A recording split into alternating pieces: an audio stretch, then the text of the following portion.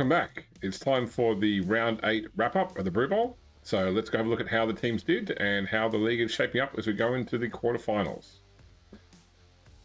So here we have the leaderboard. So the top 8 teams go through to the quarterfinals, which will be the Hammerers, Drakes, Blight, Knights, Coatls, Enslavers, Gladiators, and Executioners.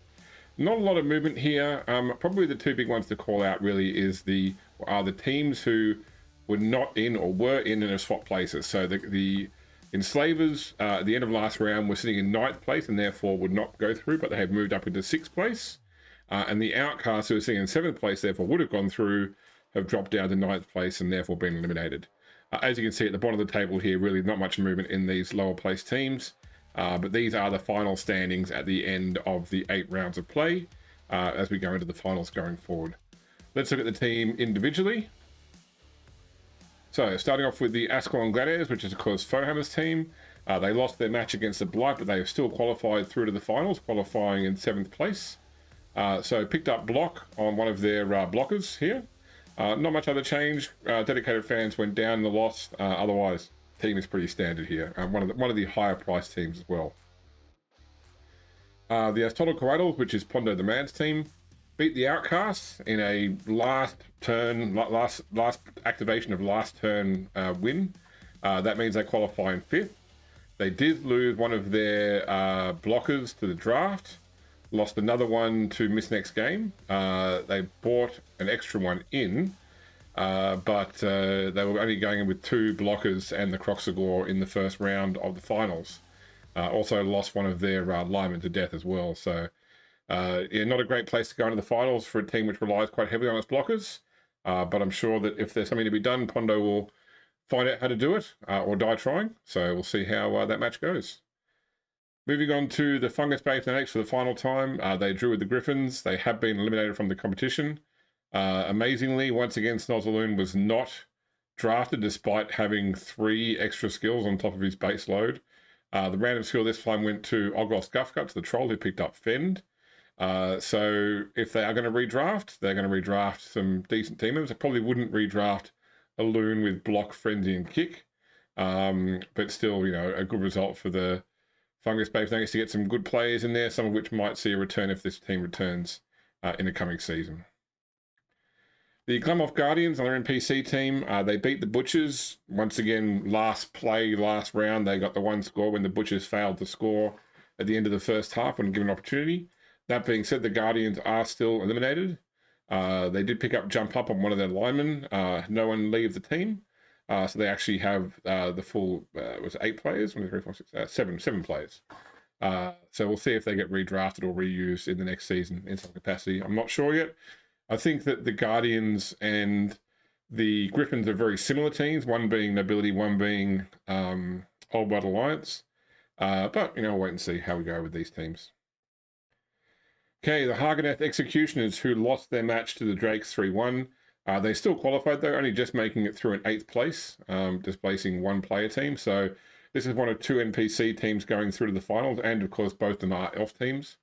So not a great end result. One of their linemen was missed next game. Their runner, who has been an absolute major player for the team all the way through, Lenkor Embershard, has been drafted, although they had the funds to replace him straight away. Picked up Surefeet on one of their Witch Elves, but they will be going in 8th place. They go up against the team in 1st place, which will be the Hammerers. So a real uphill battle, and they have already been, I think, beaten by the Hammerers once. If they played earlier this season, I have to double check, but in any case, I'm not liking their chances going in 8th position. The Icehorn Peak Jarls drew their game with the Raiders. With that being said, they were not going through already. They were already eliminated, and they remain eliminated. Lost one of their linemen and their long-term Valkyrie with Nerves of Steel to the draft. Really unfortunate. Went for a skill on the other Valkyrie, got Cloudburster. Also unfortunate. The Yeti was good. They had no Yeti all through the season, had a single Yeti in the final game of the season. But yeah, we'll see if the Jarls come back for another go in the coming round. Oh, so coming season. All right, the Idle Hammerers, who beat the Knights and have qualified in 1st place. So good effort there to Big Spoon, who runs this team. Picked up Sprint on one of his linemen. Can be a good skill for Dwarves. I think that Spoon's on the fence as to whether this one's a good skill or not. But still, going into first place is a great place to be. You played this eighth place team being the Executioners. And yeah, really well set up to go through to the end of the finals. I'm sure that this team has got the goods to go quite a long way, but they've got to get past the Knights first, which, depending on luck, I mean, they obviously beat the Knights previously, but yeah, luck did certainly play a factor in that game. Both good luck for Spoon and bad luck for Mike, but that could be the case every time. You never know. The Kids of Outcast, Lawson's team, lost their game to the Cradles at the last moment. They needed a draw or a win to go through, and they are now, of course, eliminated. They had previously fired the Rat Ogre in order to get the team value down, and then also lost their thrower who'd been there the whole season, including having picked up some extra skills. So a good result for that player to play through the whole season. We know that Lawson is not going to continue this team in the next season, so this is the last time we'll see the Outcasts. But certainly it was a zany and fun team to watch, but it is now done for this season. So Lawson will turn to the commentary bench where he will give his thoughts on who's going to win each match based upon his observations, which is usually pretty good, I got to admit. All right, Mike's team, the Leichberg Knights, lost to the Hammerers, still qualified though in fourth position, so therefore will play fifth in the finals. Picked up Pro on one of their other vampires, the one they always put skills on. Did lose one of their linemen, the one with Fend, to the draft, but otherwise well equipped going into the finals. No treasury left over to speak of. But yeah, we'll just to see how if they can get better luck against the Dwarves. Sorry, no, they'll be playing Dwarves, right? They'll be playing a different match. Sorry, that's right. I don't know what I was saying before about how the Hammers will play the Knights. Hammers are playing the Executioners. In any case, they may encounter each other again during the finals. We'll have to wait and see. But yeah, they are well set up for their fifth place match with the Cradles, I believe. That's right. The Lauren Forest Drakes beat the Executioners, qualified in second. Couldn't get back to the top of the table this season after the Hammerers pulled ahead. They are, of course, the league champions from last season, but have been banged around this season. Lost multiple war dancers. They did pick up a second war dancer after this match, although they lost one of their linemen to the draft. Midi has now got strip ball as well, probably not so useful as a strength 2 blocker, strength 2 player. But you never know, it might come in handy. Did manage to take out a Witch Elf in the game against the Executioners. So they'll be going in and playing the 7th place team. Then we have the Northcote Marauders, which is Omar Krieg's team. They lost to the Enslavers in a 2-1 match. They are eliminated. They were eliminated from the end of the previous round. Kept the full team there, though. Had to use a tournament, but they have stayed at 6 players with a treasury. So I believe that Omar intends to redraft this team in the coming season. So we'll certainly see some more of the Marauders going forward. And he only improved throughout the season as he got better and better with each game too. So I think you'll see some more exciting action from the Marauders in the coming season.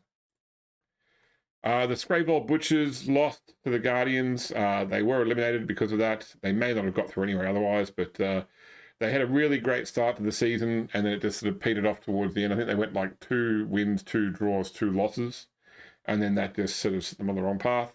Lost Thigwolf Blood Ice to the draft, gave a skill to the Cleaver and got Monstrous Mouth as a mutation, so great ball carrier Bloodspawn there.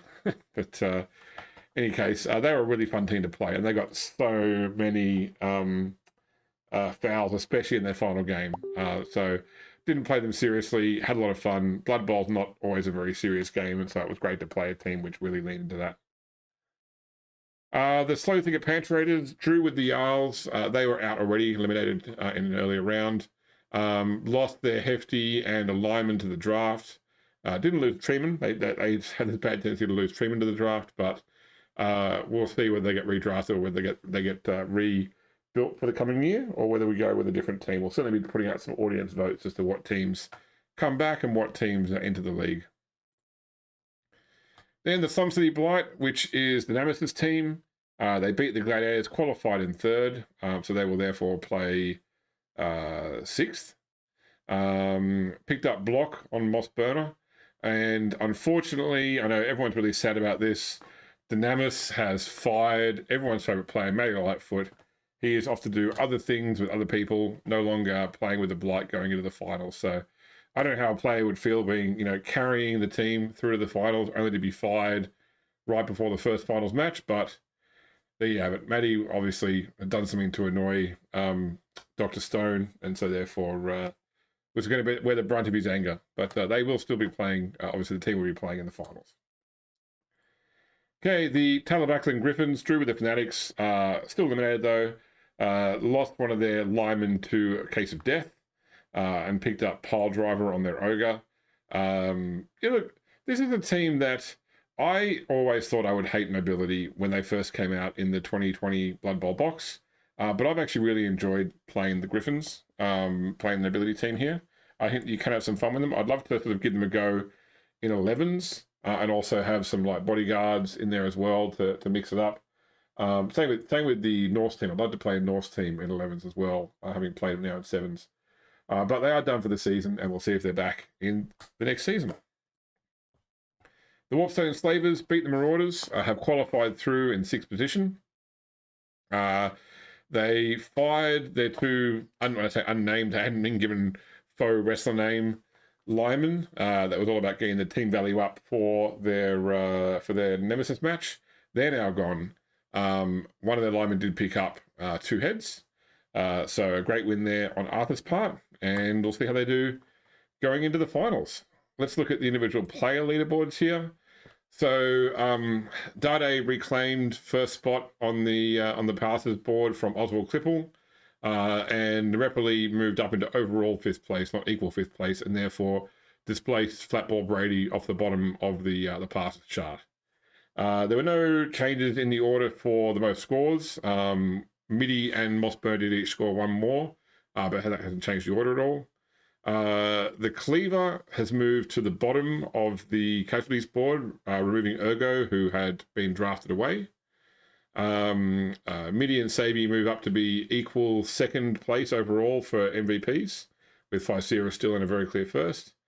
And Ficera and Wildhawk also now equal 4th place for value too. So usually the most expensive player chart is dominated by big guys, but you've got Sabi from the Gladiators in there, who is a regular size player, getting up there in the 160k range as well. All right, quarterfinals, very important. First one, 1st versus 8th, is the Hammerers versus the Executioners. Looking at their scores on Tour Play, this looks like a very one-sided match. Hammerers come out with an aggregate score of 12.5 to the Executioners' score of 7.7. So, yeah, really, really favours the Hammerers there. I would say it's almost a given, although we all know that elf bullshit is happening a lot in this season, so you never know. Might sneak some Dark Elves past for some scoring, but I think that Spoon has got his defensive play really good. He's got those strong block players. The Executioners don't have much in the line of dodge. They've got a good agility, but very few have rerolls for it, and no team roll rerolls either.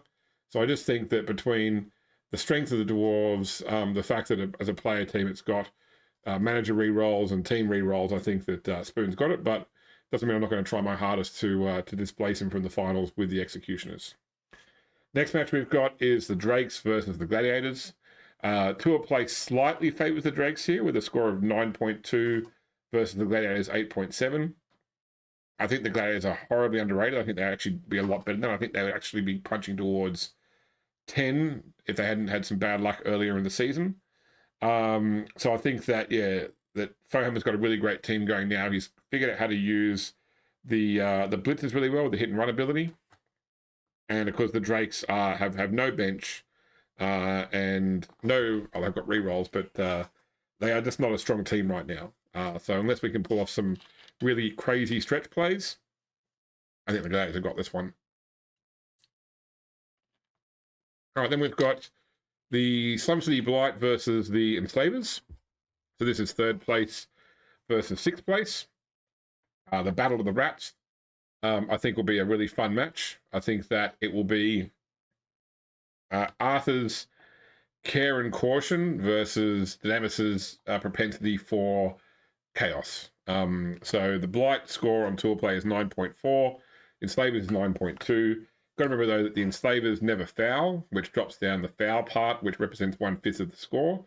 So if you just factored on offense, defense, resilience, and brutality, then I think the Enslavers would actually pip the Blight somewhat. So Really hard to call how this match will go. It's all going to depend on the dice, because at the end of the day, I think both of these players rely on luck, as in Arthur plans for bad luck, Dynamis hopes for good luck, and what you get will really dictate the outcome of the game. And then finally, the fourth quarterfinal, which is the Leichberg Knights versus the Axolotl Coatls, so 5th versus 6th. So 4th versus 5th, I should say, sorry. So here the Knights have a score of 9.0, Coatls have a score of 7.5. I think that missing one of the Saurus blockers is really going to hurt the Coatls. I never want to write Pondo off because, he's pulled out some amazing sudden scoring plays in this season. Mike is a very experienced player and very experienced with vampires, but vampires are in a nasty spot right now in Blood Bowl. So a few bad animal savagery rolls and the whole team falls apart, or you lose a few thralls. So once again, dice could change it, or someone could just make a bad call or a really good decision which really swings one way or the other. So I don't know how to call this match. I'm thinking probably if I had to guess the winners of these 4 matches, and don't forget, I have put up a poll on Google Sheets, which you can find links through the Discord page, where you can put in your picks for who win each match in the quarterfinals and the score, and earn points. And at the end of the finals, there'll be a prize for the person with the most points. But if it was me calling it, I would say definitely Hammers over Executioners. I'm going to say probably 2-0 on that one. I'm going to say Gladiators over Drakes 3-1. I am Blight and Stave is a really tough one. I'm going to say Blight over, because it can't be a draw. So I'm going to say Blight over Enslavers 3-2. I think the scoreline will be 3-2. I don't know who's going to win. I'm just for the sake of picking a team, I'm going to say Blight here, and just think it's just going to be the chaos plays that play off rather than the safe plays which go the way you want. And then finally, Knights versus Coatls. I'm going to say 2-1 to the Knights in this case. So they're my picks. We'll see what happens. Don't forget to put your picks on the Google Sheets, because you could potentially win a prize at the end of the season. So that's it. That is the round 8 wrap up. So we'll be coming into the quarterfinals very soon. I'm going to get all the players scheduled. Really looking forward to seeing how this turns out. So there'll be, of course, 4 quarterfinals, 2 semi-finals, and 2 finals, because along with the first place versus second, we also do 3rd and 4th to get who is the overall 3rd place, because there is a prize, or there's prize money for the 3rd place team. So there's Brew Bowl round 8, quarterfinals coming up. We'll see you soon. Stay tuned to this YouTube channel. See you next time.